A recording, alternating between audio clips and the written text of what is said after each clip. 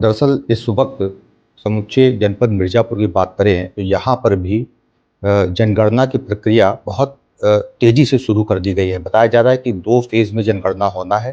पहले फ़ेज़ में मकानों की संख्या, उसमें रह रहे लोगों और तमाम जानकारी जुटाई जाएगी। उसके बाद जनसंख्या की जनगणना बताई जा रही है। हमारे साथ अजय कुमार सिंह जी एडीएम एफआर, सीधे उनसे जानते हैं। अजय जी, ये बताएँ कि जो जनगणना की प्रक्रिया शुरू होने वाली है, कैसे शुरू होगा? उसमें आम जनमानस कैसे सहयोग कर सकता है?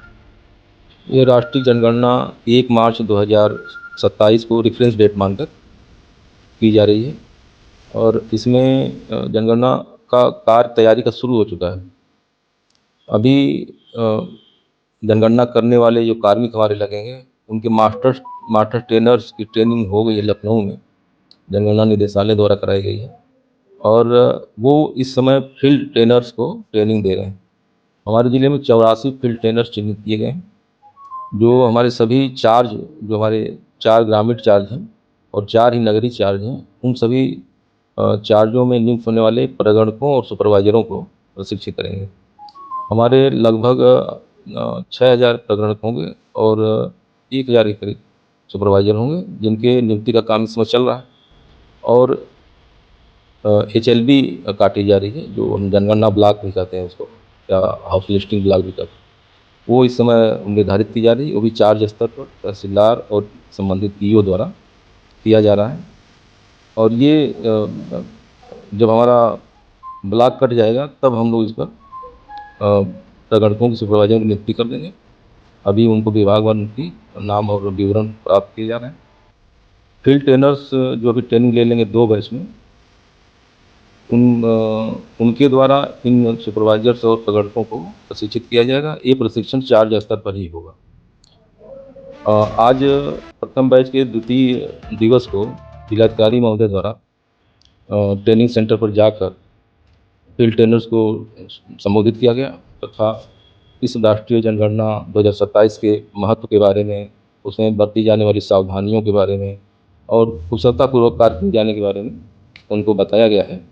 और प्रथम चरण की जो गणना है, जिसमें हाउस लिस्टिंग जिसको बोला जाता है, वो 22 मई से 20 जून तक संपन्न होगी और उसके लिए भी हम लोग तैयारी कर रहे हैं। जी, एडीएम साहब, इसमें बड़ा सवाल ये है कि इस बार क्या ये भी जो जनगणना होना है, हाउस लिस्टिंग जो होगी, क्या ये ऑनलाइन प्रक्रिया है, ऑफलाइन होगी, या इसमें आम जनमानस लोग किस तरीके का सहयोग करे, ऐसे जो तमाम फील्ड ऑफिसर्स होंगे आपके?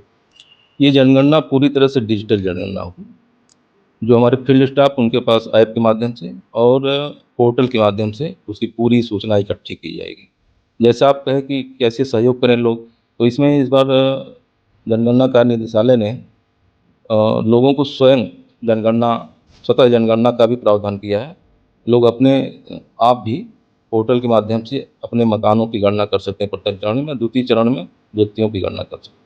अच्छा, क्या ये जब मकान वाला प्रक्रिया पूरा हो जाएगा तो व्यक्ति की गणना में क्या कोई उसका भी टाइम जो है लाइट करना है? जी, उसका भी समय है।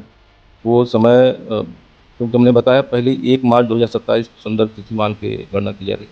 उसके पहले का 20 दिन का समय होता है, जिनमें प्रगणक जाके घर-घर जनगणना करते हैं। बहुत बहुत धन्यवाद सर, आपने समय निकाला, बात किया। तो पूरी प्रक्रिया की कवायद बहुत ही ज़मीनी स्तर पर शुरू कर दी गई है। काफ़ी बहुप्रतीक्षित इस योजना में बढ़ चढ़ के लोग हिस्सा लें, और साथ ही साथ अब इस योजना के बाद पिक्चर बहुत ही साफ हो जानी है।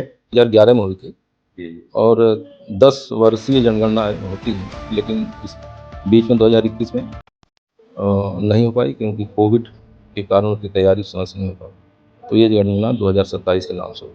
बहुत बहुत धन्यवाद सर। मिर्ज़ापुर से टीवी 100 के लिए वीरेंद्र गुप्ता की रिपोर्ट।